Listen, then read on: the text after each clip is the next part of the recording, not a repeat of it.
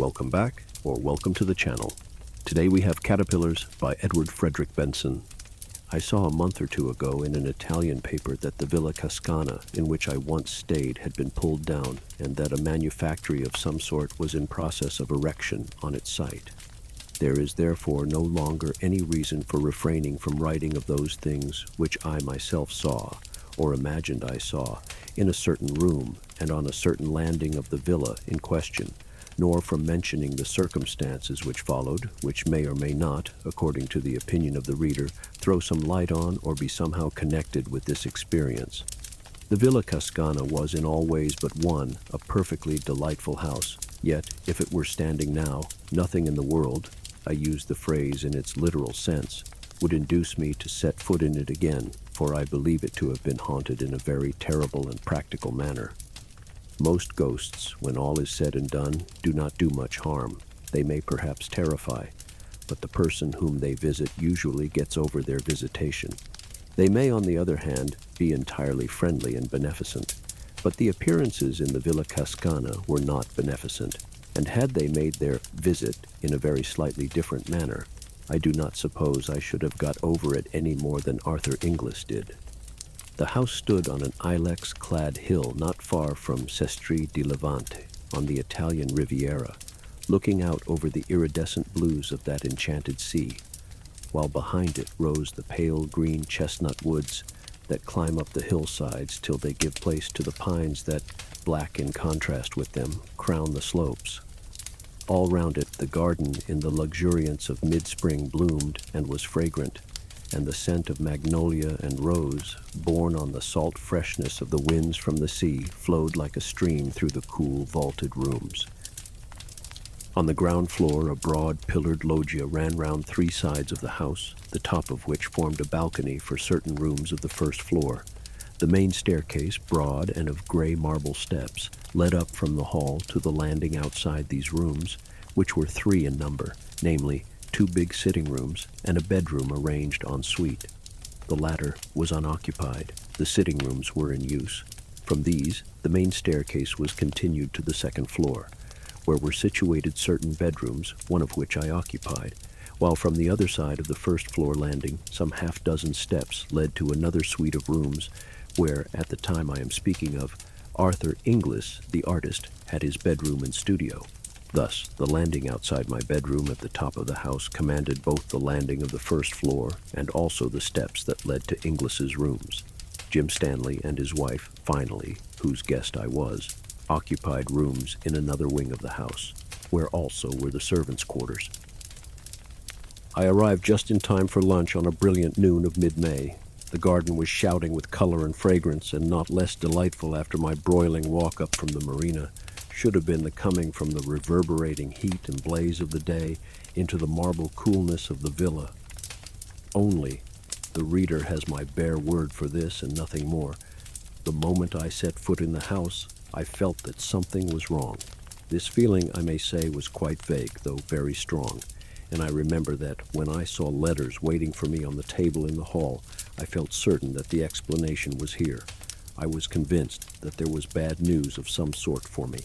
Yet when I opened them, I found no such explanation of my premonition. My correspondence all reeked of prosperity. Yet this clear miscarriage of a presentiment did not dissipate my uneasiness. In that cool, fragrant house there was something wrong.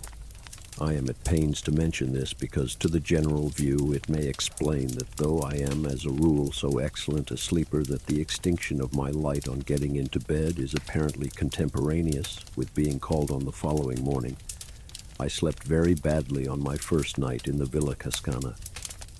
It may also explain the fact that when I did sleep, if it was indeed in sleep that I saw what I thought I saw, I dreamed in a very vivid and original manner. Original, that is to say, in the sense that something that, as far as I knew, had never previously entered into my consciousness, usurped it then. But since, in addition to this evil premonition, certain words and events occurring during the rest of the day might have suggested something of what I thought happened that night, it will be well to relate them. After lunch, then, I went round the house with Mrs. Stanley, And during our tour she referred, it is true, to the unoccupied bedroom on the first floor, which opened out of the room where we had lunched. "We left that unoccupied," she said, "because Jim and I have a charming bedroom and dressing room, as you saw, in the wing, and if we used it ourselves, we should have to turn the dining room into a dressing room and have our meals downstairs. As it is, however, we have our little flat there. Arthur Inglis has his little flat in the other passage, and I remembered, aren't I extraordinary, that you once said that the higher up you were in a house, the better you were pleased, so I put you at the top of the house instead of giving you that room." It is true that a doubt, vague as my uneasy premonition, crossed my mind at this. I did not see why Mrs. Stanley should have explained all this, if there had not been more to explain. I allow, therefore, that the thought that there was something to explain about the unoccupied bedroom was momentarily present to my mind. The second thing that may have borne on my dream was this. At dinner, the conversation turned for a moment on ghosts. Inglis, with the certainty of conviction, expressed his belief that anybody who could possibly believe in the existence of supernatural phenomena was unworthy of the name of an ass. The subject instantly dropped. As far as I can recollect, nothing else occurred or was said that could bear on what follows. We all went to bed rather early, and personally I yawned my way upstairs, feeling hideously sleepy. My room was rather hot, and I threw all the windows wide, and from without poured in the white light of the moon and the love song of many nightingales. I undressed quickly and got into bed, but though I had felt so sleepy before, I now felt extremely wide awake. But I was quite content to be awake. I did not toss or turn. I felt perfectly happy listening to the song and seeing the light. Then it is possible I may have gone to sleep, and what follows may have been a dream. I thought anyhow that after a time the nightingales ceased singing and the moon sank. I thought also that if, for some unexplained reason, I was going to lie awake all night, I might as well read. And I remembered that I had left a book in which I was interested in the dining room on the first floor. So I got out of bed, lit a candle, and went downstairs. I went into the room, saw on a side table the book I had come to look for, and then, simultaneously, saw that the door into the unoccupied bedroom was open. A curious gray light, not of dawn nor of moonshine, came out of it, and I looked in. The bed stood just opposite the door, a big four-poster hung with tapestry at the head. Then I saw that the grayish light of the bedroom came from the bed, or rather, from what was on the bed, for it was covered with great caterpillars, a foot or more in length, which crawled over it. They were faintly luminous, and it was the light from them that showed me the room. Instead of the sucker feet of ordinary caterpillars, they had rows of pincers like crabs, and they moved by grasping what they lay on with their pincers, and then sliding their bodies forward. In color, these dreadful insects were yellowish-gray, and they were covered with irregular lumps and swellings. There must have been hundreds of them, for they formed a sort of writhing, crawling pyramid on the bed.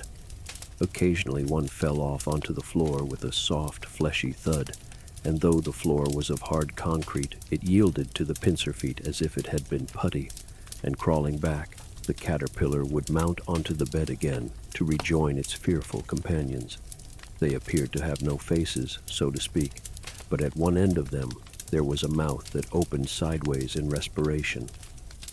Then, as I looked, it seemed to me as if they all suddenly became conscious of my presence. All the mouths, at any rate, were turned in my direction, and next moment they began dropping off the bed with those soft, fleshy thuds onto the floor and wriggling towards me. For 1 second a paralysis, as of a dream, was on me, but the next I was running upstairs again to my room, and I remember feeling the cold of the marble steps on my bare feet. I rushed into my bedroom and slammed the door behind me, and then, I was certainly wide awake now, I found myself standing by my bed with the sweat of terror pouring from me. The noise of the banged door still rang in my ears, but, as would have been more usual, if this had been mere nightmare, the terror that had been mine when I saw those foul beasts crawling about the bed or dropping softly onto the floor did not cease then. Awake now, if dreaming before, I did not at all recover from the horror of dream. It did not seem to me that I had dreamed, and until dawn I sat or stood, not daring to lie down. thinking that every rustle or movement that I heard was the approach of the caterpillars. To them and the claws that bit into the cement, the wood of the door was child's play. Steel would not keep them out, but with the sweet and noble return of day, the horror vanished. The whisper of wind became benignant again. The nameless fear, whatever it was smoothed out and terrified me no longer. Dawn broke, hueless at first, then it grew dove-colored, then the flaming pageant of light spread over the sky. The admirable rule of the house was that everybody had breakfast where and when he pleased, and in consequence it was not till lunchtime that I met any of the other members of our party, since I had breakfast on my balcony and wrote letters and other things till lunch. In fact, I got down to that meal rather late, after the other three had begun. Between my knife and fork there was a small pillbox of cardboard, and as I sat down Inglis spoke. "Do look at that," he said, "since you are interested in natural history. I found it crawling on my counterpane last night, and I don't know what it is. I think that before I opened the pillbox I expected something of the sort which I found in it. Inside it anyhow was a small caterpillar, grayish-yellow in color, with curious bumps and excrescences on its rings. It was extremely active, and hurried round the box, this way and that. Its feet were unlike the feet of any caterpillar I ever saw. They were like the pincers of a crab.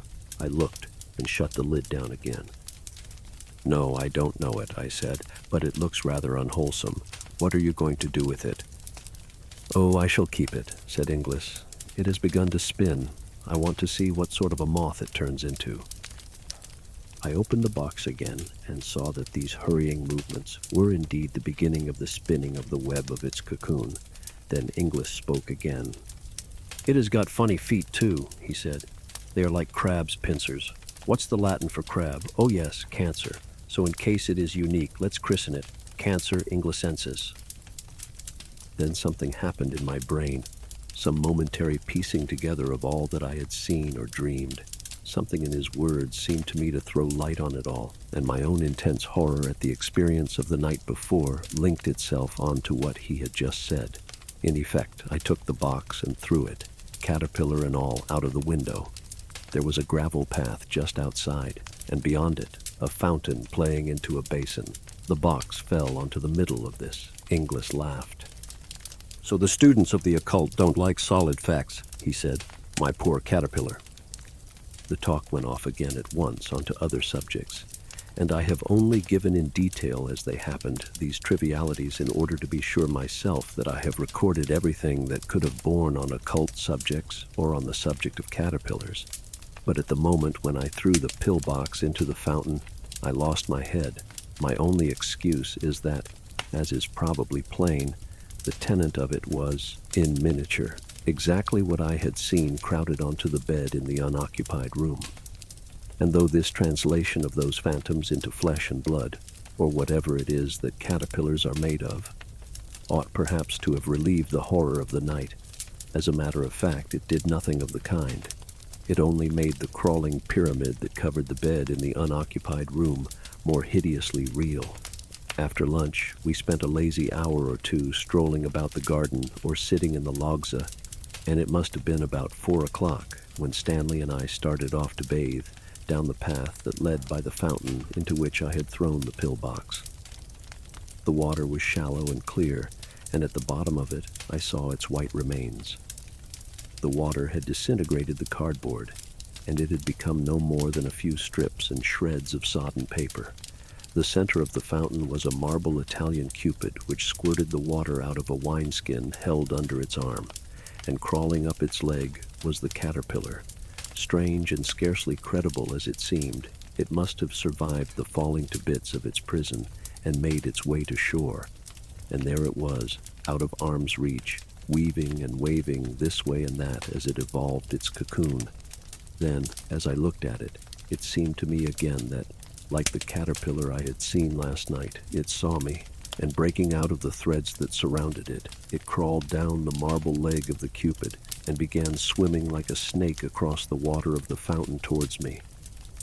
It came with extraordinary speed. The fact of a caterpillar being able to swim was new to me, and in another moment was crawling up the marble lip of the basin. Just then Inglis joined us. "Why, if it isn't old Cancer inglesensis again," he said, catching sight of the beast. "What a tearing hurry it is in." We were standing side by side on the path, and when the caterpillar had advanced to within about a yard of us, it stopped and began waving again as if in doubt as to the direction in which it should go. Then it appeared to make up its mind and crawled onto Inglis's shoe. "It likes me best," he said, "but I don't really know that I like it, and as it won't drown, I think perhaps—" He shook it off his shoe onto the gravel path and trod on it. All afternoon the air got heavier and heavier with the sirocco that was without doubt coming up from the south, and that night again I went up to bed feeling very sleepy. But below my drowsiness, so to speak, there was the consciousness, stronger than before, that there was something wrong in the house, that something dangerous was close at hand. But I fell asleep at once, and how long after I do not know, either woke or dreamed I awoke, feeling that I must get up at once, or I should be too late. Then, dreaming or awake, I lay and fought this fear, telling myself that one was but the prey of my own nerves disordered by sirocco or whatnot, and at the same time quite clearly knowing in another part of my mind, so to speak, that every moment's delay added to the danger. At last this second feeling became irresistible, and I put on coat and trousers and went out of my room onto the landing. And then I saw that I had already delayed too long and that I was now too late. The whole of the landing of the first floor below was invisible under the swarm of caterpillars that crawled there.